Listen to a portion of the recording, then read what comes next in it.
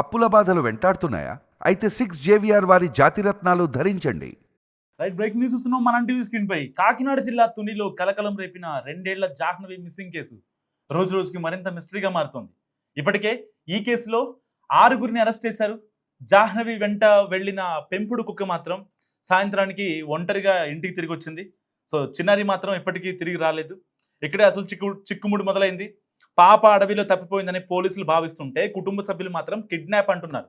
So ప్రధానంగా ఈ missing కేసులో ఇప్పుడు అందరినీ వేధిస్తున్న కొన్ని లాజికల్ పాయింట్స్ ఉన్నాయి. అవేంటంటే, పాయింట్ నెంబర్ 1, 2 ఏళ్ల పాప ఎవరి సాయం లేకుండానే కిలోమీటర్ల దూరం నడవగలదా? అండ్ పాయింట్ నెంబర్ 2, తోట చుట్టూ మనుషులు దాటలేని కంచె ఉంది. మరి ఆ కంచెను దాటి చిన్నారి ఎలా వెళ్తుంది బయటికి? అండ్ పాయింట్ నెంబర్ 3, పెద్దవాళ్లే ఎక్కలేని కొండ ప్రాంతంలోకి పాప వెళ్ళిందని ఎలా అనుకోవాలి? అండ్ లాస్ట్ పాయింట్, చిన్నారి తండ్రికి కొందరు స్థానికులతో ఉన్న ఆర్థిక వివాదాలు, వీటిని ఎందుకు పరిగణలోకి పోలీసులు తీసుకోవట్లేదు? ఒకవేళ కొందరు ఊహిస్తున్నట్లు ఏదైనా జరగకూడనిది జరిగి ఉంటే ఆ పరిసర ప్రాంతాల్లో దుర్వాసన రాకుండా ఎలా ఉంటది? సో జాహ్నవి తల్లితో సహా గ్రామస్తులంతా కూడా ఇదే అనుమానం వ్యక్తం చేస్తున్నారు. ఇక 8 రోజులు గడిచిపోయాయి. చిన్నారి జాహ్నవి కనిపించకుండా పోయి, కానీ ఎక్కడా కూడా చిన్న క్లూ కూడా లేదు. చుట్టూ దాదాపుగా 500 ఎకరాల అటవీ ప్రాంతం, కొండలు లోయలు, వెతకని చోట్లేదు. ఏకంగా 200 మంది పోలీసులు చిన్నారి జాడి కోసం భారీ సెర్చ్ ఆపరేషన్ చేపట్టారు. డ్రోన్ కెమెరాలతో కూడా గాలిస్తున్నారు. అయినా ఫలితం శూన్యం. అసలు జాహ్నవి ఎక్కడుంది? పాప మిస్సింగ్ పై కుటుంబ సభ్యులు, పోలీసులు క్షణానికి మారుస్తున్న పరిస్థితి. అండ్ పాప కనిపించకుండా పోయి 8 రోజులు గడిచినా ఇప్పటికీ ఎలాంటి స్పష్టమైన ఆచూకీ లభించకపోవడంతో ఇటు కుటుంబ సభ్యులు, గ్రామస్తులు తీవ్ర ఆందోళన వ్యక్తం చేస్తున్నారు. మరోవైపు ఈ కేసులో కీలకంగా ఉన్న పెంపుడు కుక్కకు GPS ట్రాకర్ అమర్చి తోటల్లోకి వెళ్లారు పోలీసులు. 2 గంటల పాటు తోట పరిసర ప్రాంతాల్లో 400 కిలోమీటర్ల పరిధిలోని తిరిగిన కుక్క చివరికి మళ్ళీ ఇంటికి చేరుకోవడంతో ఎటువంటి ఆధారాలు లభించలేదు. సో నాన్న కోసం అంటూ అడవిలోకి వెళ్లిన చిన్నారి జాహ్నవి అదృశ్యం ఇప్పుడు 2 తెలుగు రాష్ట్రాల్లో సంచలనంగా మారింది. ఈ కేసులో ఒక కీలక ట్విస్ట్ చోటు చేసుకుంది. అయితే జీడి పిక్కలు ఏరుకునే వాళ్ళు ఉంటారో వాళ్ళు వచ్చిన రోజునే పాప ఎలా మిస్ అయింది అనేది ఇప్పుడు పోలీసులకి చాలా చాకచక్యంగా మారింది, అంతు చెక్కిన ప్రశ్నగా మారింది. సరే, జనవరి నెలలో ఈ యొక్క గణేష్ చిన్నారి జాహ్నవి వాళ్ళ నాన్నకి అండ్ వేరే వాళ్ళకి ఆర్థిక లావాదేవీల పరంగా ఒక గొడవైంది. జనవరి నుంచి గొడవ జరుగుతుంటే ఫిబ్రవరిలో వాళ్ళు రెక్కీ చేశారు. ఈ యొక్క పామాయిల్ తోటలోకి వచ్చి ఎంట్రీ, ఎగ్జిట్ పాయింట్స్ అండ్ అడవికి ఆనుకొని ఉన్న పాయింట్స్ ఏంటి ఇవన్నీ చూసుకొని వెళ్ళారు, మొహానికి మాస్క్ కట్టుకొని. సో ఈ తర్వాత ఎవరని తెలిసింది? ఎవరైతే కారు విషయంలో గొడవ పడ్డారో వాళ్ళని తెలిసింది. అండ్ దాని తర్వాత వాళ్ళు ఇంటికి వచ్చిన పాపాన పోలేదు. మరి ఈ జీడి పిక్కలు ఏరుకునే వాళ్ళు వచ్చిన రోజునే పాప ఎలా మిస్ అయింది? అది కూడా అంత పెద్ద దండకారణ్యంలోకి ఎలా వెళ్ళింది? అసలు అక్కడి వరకు అంటే పాపకి ఇక్కడ వాళ్ళ అమ్మ వాళ్ళ నాన్న అక్కడే నియర్ బై ఉంటారు. సో వాళ్ళని వదిలిపెట్టి వెళ్ళేంత ధైర్యం ఎక్కడి నుంచి వచ్చింది? ఒకవేళ వచ్చిన వాళ్ళు ఎవరైనా తెలిసిన వాళ్ళు అయి ఉంటేనే కదా. సో పక్క కిడ్నాప్ అనే యాంగిల్లోని ఇక్కడ చాలా లోతుగా దర్యాప్తు కొనసాగుతుంది. దాదాపుగా 8400 ఫోన్ కాల్స్ని మెర్చేసిన పోలీసులు అయితే సిహెచ్ అగ్రహారానికి సంబంధించినటువంటి 7 సెల్ టవర్ల పరిధిలో 8400 ఫోన్ కాల్స్ని మెర్చేసిన పోలీసులు కొన్ని ఫోన్ కాల్స్ సరిగ్గా పాప ఏ టైంకి అయితే మిస్ అయిందో ఆ టైం నుంచి దాదాపుగా 10-15 నిమిషాల టైంలో వెళ్ళిన ఫోన్ కాల్స్ మీద ఇప్పుడు పోలీసులు ఫోకస్ పెట్టారు. ఇప్పటికే 5 అనుమానితులను కూడా పోలీసులు అరెస్ట్ చేశారు. నిజంగా సంచలనంగా మారుతుంది, రోజుకొక సంచలనం. ఎప్పుడైతే పాప తిరిగి రాదు అని వాళ్ళ తల్లిదండ్రులు బలంగా ఫిక్స్ అయిపోయారో దాని తర్వాత కుక్క చనిపోవడం అండ్ ఇప్పటిదాకా వాళ్ళ అమ్మా నాన్నల మీద కూడా కొంతమంది బురద జల్లే ప్రయత్నం చేయడం, అయితే ఆ కన్న తల్లిదండ్రులే ఆ అమ్మాయిని దూరం చేసుకున్నారు, వాళ్ళు చెప్పే దాంట్లో సరిగా నిజం లేదు అని చెప్పి కొంతమంది మాట్లాడడం జరుగుతుంది. నిజంగా ఏ కన్న తల్లి కూడా తన కూతుర్ని, తన రక్తం పంచుకొని పుట్టిన కొడుకుని కానీ కూతుర్ని కానీ దూరం చేసుకోవడానికి ప్రయత్నించదు. సో వాళ్ళ మీద ఆ ఫేక్ అలిగేషన్స్ గురించి పక్కన పెడితే ఇక్కడ ఎక్కడికి వెళ్ళిందో ఏమైందో తెలియట్లేదు. చిన్నారి క్షేమంగా ఉందో లేదో కూడా తెలియని పరిస్థితి. దీంతో ఆ చిన్నారి కుటుంబం ప్రతిక్షణం ఒక యుగంలా గడుస్తుంది ఆ కుటుంబానికి. అందులో అనుకున్నట్టుగా జాహ్నవి అడవిలోనే తప్పిపోయిందా, మరి లేక ఎవరైనా ఎత్తుకెళ్ళారా? అసలు ఏం జరిగింది తెలియక ఆ తల్లిదండ్రులు కన్నీళ్లను ఆపడం ఎవరి వల్ల కావట్లేదు. ఇక దంతవాడ పంచాయతీ సిహెచ్ అగ్రహారం సమీపంలోని 50 ఎకరాల పామాయిల్ తోటకు గణేష్ భవానీ ఎప్పటి నుంచో కాపలాదారులుగా పనిచేస్తున్నారు. వారి 2 ఏళ్ల కూతురు జాహ్నవి జూన్ 6న 11:30 అడవి వైపు వెళ్ళింది. అయితే చిన్నారి ఎంతకు తిరిగి రాకపోవడంతో పోలీసులకు ఫిర్యాదు చేశారు. దీంతో పెద్దాపురం డివిజన్ చెందిన పోలీసు సిబ్బంది వచ్చి పాప జాడ కోసం ఇప్పటికీ స్టిల్ సెర్చ్ ఆపరేషన్ కొనసాగిస్తున్నారు. దాదాపుగా 500 ఎకరాల అటవీ కొండ ప్రాంతాన్ని జల్లెడపట్టారు. మరోవైపు జాహ్నవి కనిపించక ఆ తల్లి భవానీ పడుతున్న బాధ చూస్తే నిజంగా గుండె బరువెక్కుతోంది. బోన్లో ఉన్న కుక్క దగ్గరికి వెళ్ళి మొన్న ఏదైతే కుక్క చనిపోకముందు ఆ కుక్క దగ్గరికి వెళ్ళి భవానీ మాట్లాడుతున్న మాటలు చూస్తుంటే ఆమె ఎంత బాధను అనుభవిస్తుందో అర్థమవుతుంది. జాను దగ్గరికి వెళ్తావా అంటూ పెంపుడు కుక్కను పదే పదే అడుగుతూ రోధిస్తున్న ఆ కన్న తల్లిని చూసి గ్రామస్తులంతా ఆవేదన వ్యక్తం చేస్తున్నారు. మొన్ననే కుక్క తిరిగి వచ్చిందని, జాను కూడా వచ్చేస్తుందని అనుకున్నానని చెబుతోంది చిన్నారి తల్లి భవానీ. కానీ ఇంతవరకు పాప ఆచూకీ దొరకలేదని కూడా బోరును విలిపిస్తోంది. జాహ్నవి కుటుంబం కాపలా ఉంటున్న 50 ఎకరాల పామాయిల్ తోట దొండవాక పంచాయతీ సిహెచ్ అగ్రహారం పరిధిలో ఉంటుంది. ఆ తర్వాత నుంచి కొండ ప్రాంతం మొదలవుతుంది. ఇప్పటికే పోలీసులు కొన్ని కిలోమీటర్ల రేడియస్లో ఆ ప్రాంతం మొత్తం అంతా గాలించారు. దట్టమైన పొదలు, నేలబావులు, చెరువులు అన్నీ వెతికారు. డ్రోన్ల కెమెరాలతోనూ అణువు జల్లెడ పడుతున్నారు. పాప మిస్ అయిన తర్వాత రోజు కొండ ప్రాంతాల్లో భారీ వర్షం పట్టడంతో ఎక్కడైనా మట్టి పెళ్ళలు విరిగిపడ్డాయా, అలాంటి చోట చిన్నారి ఉండొచ్చేమో అనే అనుమానంతో అన్ని చోట్ల గాలిస్తున్నారు. కానీ ఇంతవరకు ఎలాంటి క్లూ లేదు. ఇక ఫైనల్గా పోలీసులు కేవలం తోట పరిసరాల్లోనే గాలిస్తున్నారు తప్ప కిడ్నాప్ అంశాన్ని సీరియస్గా తీసుకోవడం లేదన్న విమర్శలు అక్కడ గ్రామస్తుల నుంచి వినిపిస్తున్నాయి. పట్టణంలోని బస్టాండ్ తప్ప మరో చోట గాలించడం, లేకపోతే సీసీ కెమెరాలో ట్రాక్ చేయడం వంటివి ఎందుకు చేయడం లేదని స్థానికులు ప్రశ్నిస్తున్నారు. మొత్తంగా చిన్నారి జాహ్నవి క్షేమంగా తిరిగి రావాలని అందరూ ప్రార్థిస్తున్నారు. ఈ కేసులో ఏ చిన్న ఆధారం దొరికినా ఈ మిస్టరీ విడుతుంది. సో ఫైనల్గా ఈ మిస్సింగ్ కేసులో అమ్మాయి కిడ్నాప్ అయిందనేది చాలా క్రిస్టల్ క్లియర్ కనిపిస్తుంది. ఇక్కడ చిన్నారి Jahnavi safe, there is no doubt about it. ఎందుకంటే పాప మిస్ అయిన టైంలో 10 మంది ఫోన్ కాల్స్ చాలా అనుమానాస్పదంగా ఉన్నాయి. వాటిని ఆ మొబైల్ లొకేషన్స్ని ట్రాక్ చేశారు. 5గురిని అరెస్ట్ చేశారు. ఇంకొంతమందిని అరెస్ట్ చేసే క్రమంలో ఉన్నారు. సో వాళ్ళు చెప్పే నిజాలు ఏవైతే ఉన్నాయో వాటితో పాప జాడ ఎక్కడ ఉంది, ఇప్పటిదాకా పాప లోపలికి వెళ్ళింది అనుకున్నాం, కానీ వాస్తవానికి అడవి లోపలికి వెళ్ళలేదు.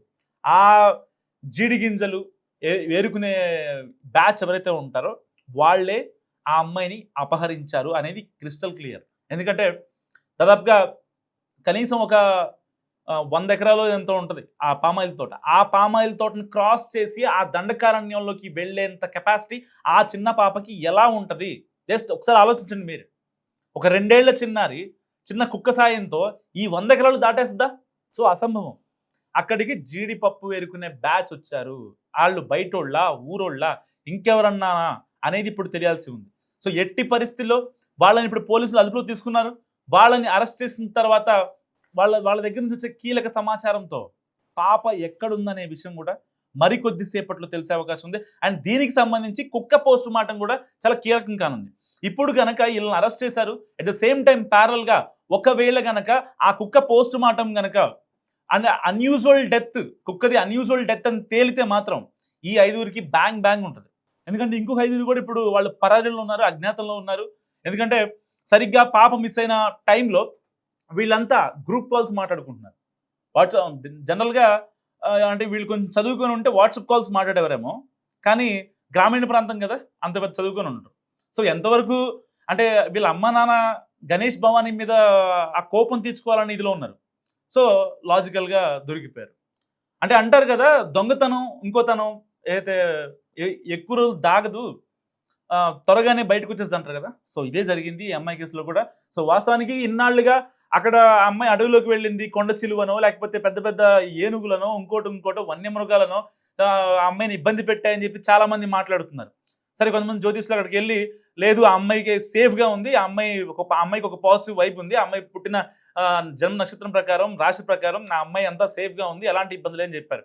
సరే, వాళ్ళు చెప్పింది టెక్నికల్గా లాజికల్గా ఎంతవరకు కరెక్ట్ అనేది మనం పక్కన పెడితే వాళ్ళు దాంట్లో ఒక పాజిటివ్ వైబ్ మాత్రం తీసుకుందాం. ఎందుకంటే చిన్నారి జాహ్నవి సేఫ్గా ఇంటికి రావాలి కాబట్టి. కానీ ఇక్కడ పోలీసులు కూడా ఒక డిఫరెంట్ స్టేట్మెంట్స్ మనం అబ్జర్వ్ చేస్తున్నాం. ఎందుకంటే అటవీ శాఖకు సంబంధించినటువంటి పోలీసులేమో, ఉన్నతాధికారులేమో లేదు గత 30-40 ఏళ్ళ నుంచి ఈ అటవీ ప్రాంతంలో సిహెచ్ అగ్రహారానికి సంబంధించినటువంటి ఎలాంటివి కూడా ఎవరి మీద పలానా పులి దాడి చేసిందో, పలానా సింహం దాడి చేసిందనో, ఎక్కడ ఇలాంటి ఘటనలు ఎక్కడ రిపీట్ అవ్వలేదని చెప్పి వీళ్ళు చెప్తున్నారు.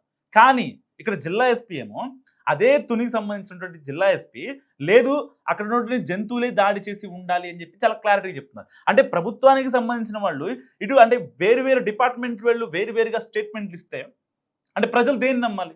ఏంటి అసలు అంటే ఏం జరుగుతుంది? ఇప్పటికే ఎన్డీఆర్ఎఫ్ ఎస్డీఆర్ఎఫ్ బృందాలను డిప్యూటీ సీఎం పవన్ కళ్యాణ్ రంగంలో దింపారు.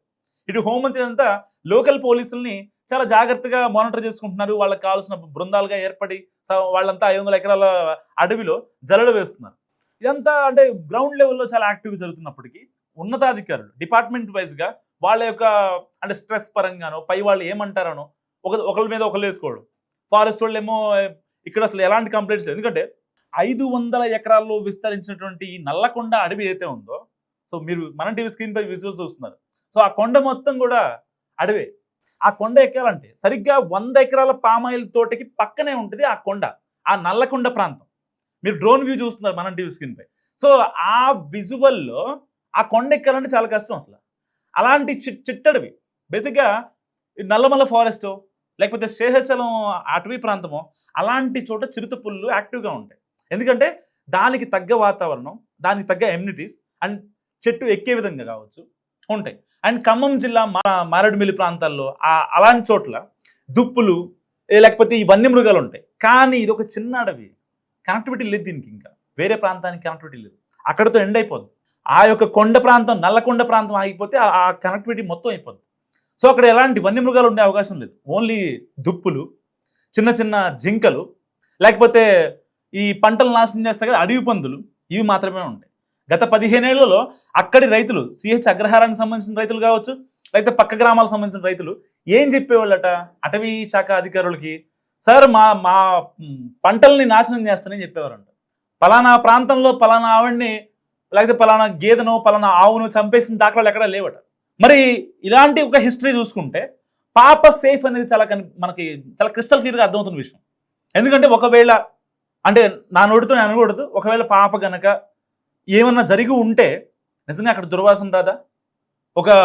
లేకపోతే బ్లడ్ మరకలో, లేకపోతే ఆ పాప వేసుకున్న డ్రెస్ కావచ్చు, చినిగిపోవడం కావచ్చు, ఏదైనా చిన్న హింట్ 300 మంది పోలీసులు 9 రోజులుగా 10 టీములుగా ఏర్పడి ఇటు రాజకీయాలకు అత్యంతంగా చాలా మంది నాయకులు వచ్చారు, ఇటు గ్రామస్తులు ఉన్నారు, రెవెన్యూ డిపార్ట్మెంట్ పనిచేస్తుంది, పోలీసులు పనిచేస్తున్నారు, ఎన్డీఆర్ఎఫ్ గ్రౌండ్లో ఉంది, ఎస్డీఆర్ఎఫ్ మానిటర్ చేసుకుంటుంది, ఇటు లోకల్ ఎస్పీ ఈ యొక్క టీమ్స్ మొత్తాన్ని చాలా జాగ్రత్తగా చూసుకుంటున్నారు.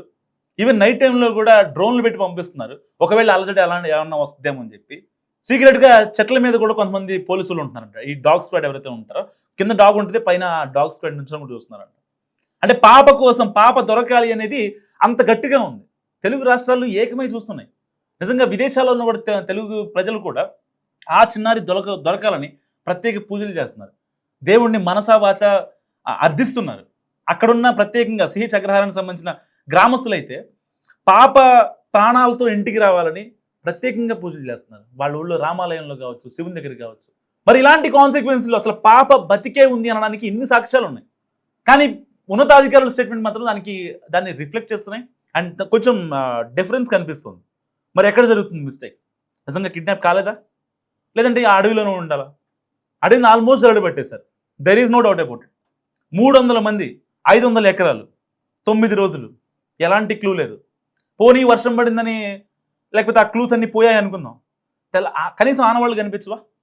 ఏదైనా వన్యమృగం హామ్ చేసి బ్లడ్ తీసుకుంటుంది తప్ప ఫ్లెష్ని కూడా తినేసే పరిస్థితి ఉండదు మ్యాక్సిమం 99.99% కేసెస్లో. మరి ఈ కేసులోనే ఇంకో విధంగా జరిగిందా? లేకపోతే పోలీసులు అనుమానమే కరెక్టా? కిడ్నాప్ కేసులు చేస్తున్నారు కాబట్టి ఏదో జీడిపి క్లర్క్ వాళ్ళే వచ్చి ఈ అమ్మాయిని అపహరించి ఎవరికి తెలియకుండా ఆ ఊరికి సంబంధించినటువంటి ఎంట్రీ ఎగ్జిట్ పాయింట్స్లో ఉన్నటువంటి సీసీ క్యామ్స్కి కనపడకుండా అమ్మాయిని బయట పంపించేశారా? అసలు అంత గొడవ ఎందుకు వచ్చింది? సో మళ్ళీ ఫైనల్గా టాపిక్ 1కే వద్దాం. అసలు అంత గొడవ ఎందుకు వచ్చింది? పాప మిస్ అయిన తర్వాత వాళ్ళ హస్బెండ్ గణేష్ని పోలీసులు తమదైన శైలిలో విచారిస్తే నాకు అసలు ఊళ్ళో వాళ్ళకి ఎలాంటి సంబంధం లేదని చెప్పాడు, గొడవలు లేవని చెప్పాడు. కానీ వాళ్ళ భార్య భవానీ మాత్రం మా ఆయనకి ఊళ్ళో వాళ్ళకి చిన్న గొడవ ఉంది, మమ్మల్ని చంపడం కోసం ఒకసారి రెక్కి కూడా నిర్వహించారు, మాస్కులతో వచ్చారు, మమ్మల్ని బెదిరించారు, ఇంటి చుట్టూ ఎటు వెళ్ళాలి పొడి చేసి, లేకపోతే ఇంటికి రావాలంటే ఎటు నుంచి రావాలి, బయటికి వెళ్ళిపోవాలంటే ఎలా వెళ్ళాలి అని చూసుకునేదారని ఆవిడ చెప్పడంతో ఒక్కసారిగా గణేష్ షాక్ అయ్యాడు.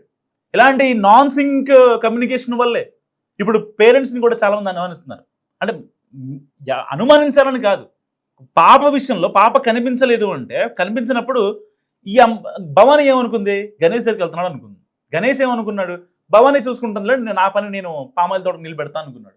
సో ఆ మధ్యలో వచ్చిన గ్యాప్ వల్లే కదా అక్కడ పాప కనిపించకుండా పోయింది. సో గతంలో జరిగినటువంటి ఇష్యూలో కూడా ఆ అబ్బాయికి ఏదైతే భర్తకు సంబంధించిన గొడవ భార్యకి తెలియదు అనుకున్నాడు. భార్యకి తెలుసు వాస్తవం. షేర్ చేసుకోవాలి, కమ్యూనికేషన్ అనేది చాలా ఇంపార్టెంట్. ఏం జరిగింది అనేది అతను హైడ్ చేయడం వల్ల జరిగిన మిస్టేక్. తప్పు ఎవరిదైనా ఉండొచ్చు, తప్పు అటు ఉండొచ్చు ఇటు ఉండొచ్చు, కానీ కమ్యూనికేషన్ అనేది చాలా ఇంపార్టెంట్. సో కేవలం కమ్యూనికేషన్ వల్లే ఆ పాప వెళ్ళిపోయిందని చెప్పను, బట్ వాళ్ళ మధ్య కమ్యూనికేషన్ అనేది ఉండాలి, అవసరం, ఎట్టి పరిస్థితుల్లో కావాలి. అండ్ దాని తర్వాత ఎట్టి పరిస్థితుల్లో వాళ్ళు చెప్పే రీజన్స్ పోలీసులకి డాట్స్ కనెక్ట్ చేసుకునే విధంగా ఉండాలి, మన పాపను త్వరగా తెచ్చుకునే విధంగా అయినా ఉండాలి. సో నేను చెప్పేది ఏంటంటే ఫైనల్గా ఎట్టి పరిస్థితుల్లో పాప బతికే ఉంది. పోలీసులు, ఎన్డీఆర్ఎఫ్, ఎస్డీఆర్ఎఫ్, ఇటు రెవెన్యూ వాళ్ళు, మరి కాసేపట్లో వచ్చే కుక్క పోస్ట్ మార్టం రిపోర్ట్ కూడా ఈ కేసులో చాలా కీలకంగా మారనుంది. కుక్క బతికున్నప్పుడు ఎంత కీలకంగా మారిందో కుక్క చనిపోయాక కూడా జాహ్నవి కేసులో చాలా కీలకంగా మారనుంది. మరి మీరేమనుకుంటున్నారు జాహ్నవి గురించి? మస్తుగా కామెంట్ చేయండి.